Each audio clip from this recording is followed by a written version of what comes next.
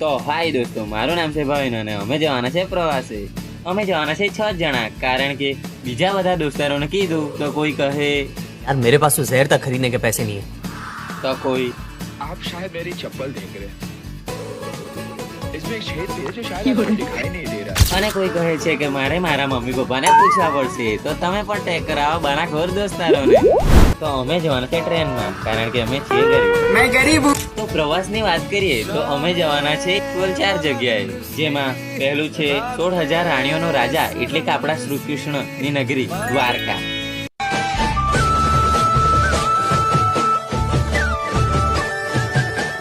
અને બીજું છે 12 જ્યોતિર્લિંગમાંનું પહેલું જ્યોતિર્લિંગ એટલે કે આપણું સોમનાથ. અને ત્રીજું છે 12 જ્યોતિર્લિંગમાંનું છેલ્લું જ્યોતિર્લિંગ એટલે કે આપણું નાગેશ્વર જ્યોતિર્લિંગ. અને ચોથું અને છેલ્લું સ્થળ છે આપણું ગિરનાર.